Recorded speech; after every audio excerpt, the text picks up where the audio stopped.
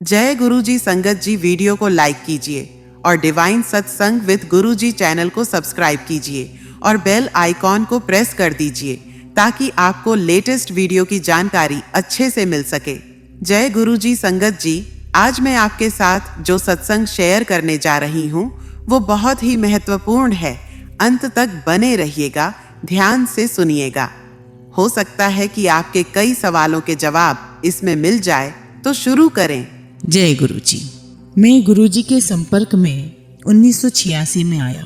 उनके भीतर शिव ज्योति का वास है। शिव की भांति गुरुजी मानवता के लिए प्रेम एवं करुणा का प्रतीक है।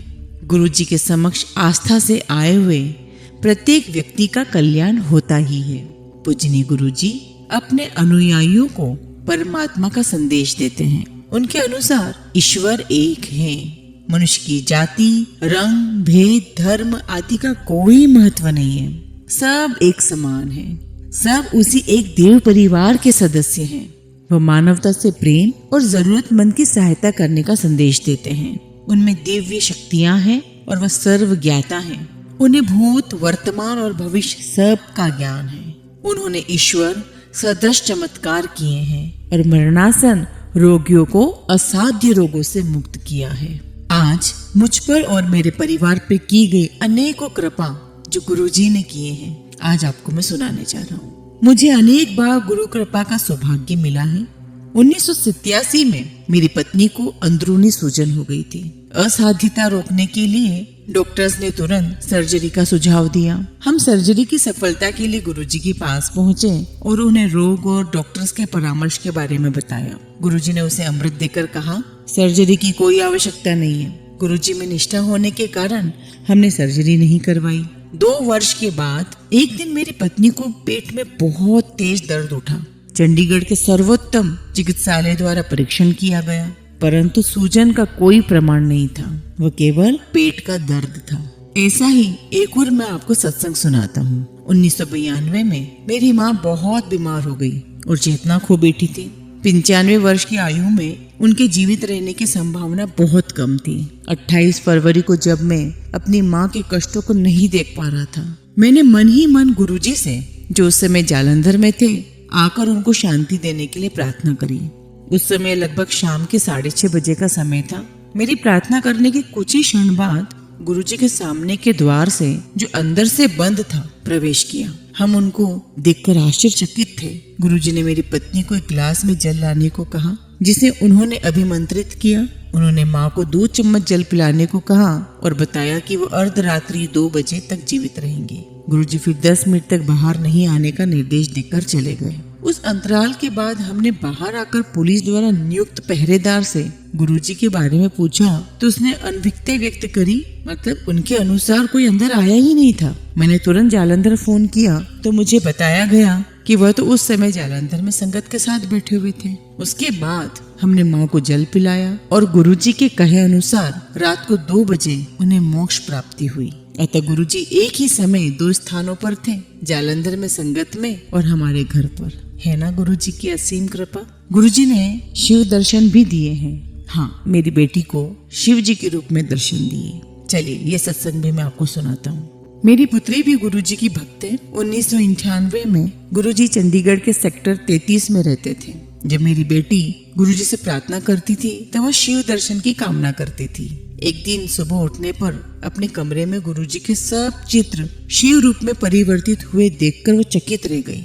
मतलब उसके कमरे में लगे सभी गुरुजी के फोटो शिव जी में कन्वर्ट हो गए थे, तब्दील हो गए थे, और वो बहुत आश्चर्यचकित रह गई कि ऐसे कैसे हुआ। अतिथि कक्ष में प्रवेश करने पर उसने कालीन पर शिव जी को गुरुजी के चित्र के निकट बैठे हुए देखा। मतलब जब वो गेस्ट रूम में गई तो उसने देखा कि खुद साक्षात शिव जी गुरुजी की तस्वीर के पास बैठे हुए हैं। उस समय उसने हमें दर्शन के बारे में तो कुछ नहीं बताया, पर शाम को हम गुरुजी के दर्शन के लिए गए। गुरुजी के पास जाने पर उसे गुरुजी की मुखाकृति के चारों ओर अद्वितीय प्रकाश दिखाई दिया और वह उसकी प्रबलता सहन नहीं कर पाई। यह देखकर वह मंत्र मुग्ध हो गई और जोर जोर से रोने लगी। उसने गुरुजी में शिव का अनुभव किया था। हमने गुरुजी से उसकी इस अवस्था का कारण पूछा तो उन्होंने उत्तर दिया कि वह शिव दर्शन के लिए प्रार्थना करती थी, अतः उन्होंने उसकी मनोकामना पूर्ण कर दी। जय गुरुजी। ऐसा ही सत्संग और मैं एक सुनाता हूँ जो 28 अप्रैल 1998 को हुआ।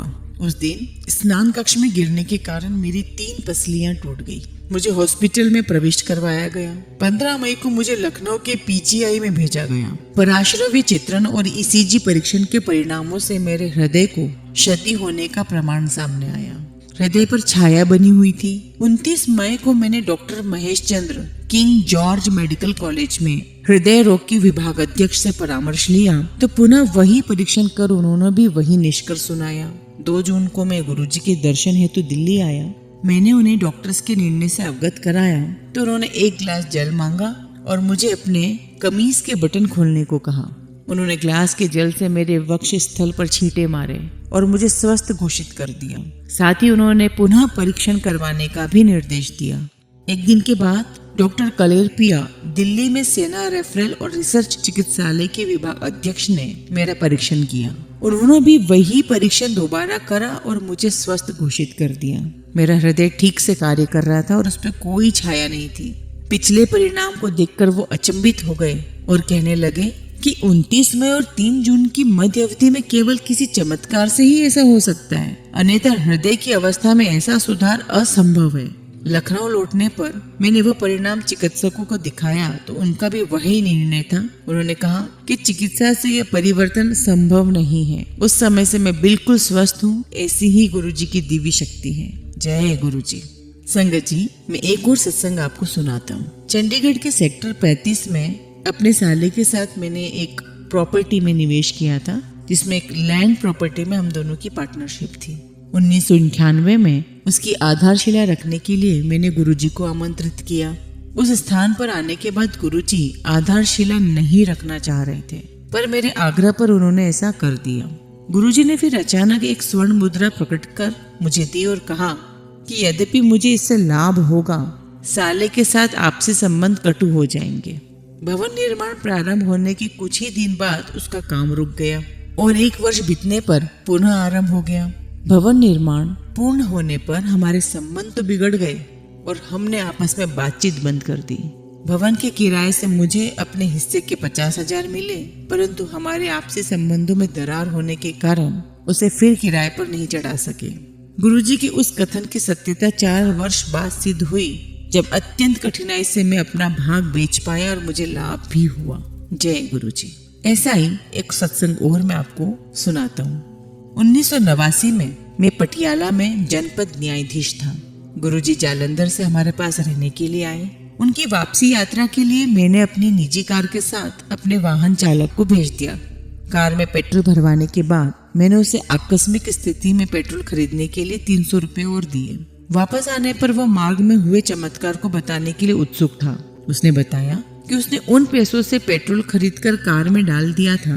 एक दिन जब गाड़ी में पेट्रोल नहीं था तो गुरुजी ने उसे कार चलाने को कहा। जब उसने बताया कि पेट्रोल नहीं है और उसके पास पैसे भी नहीं है तो गुरुजी ने उसे गाड़ी चलाने को फिर भी कहा। उसने आज्ञा का पालन भी किया और गाड़ी चलाई तो उसकी सुई पेट्रोल भरा हुआ दिखा रही थी।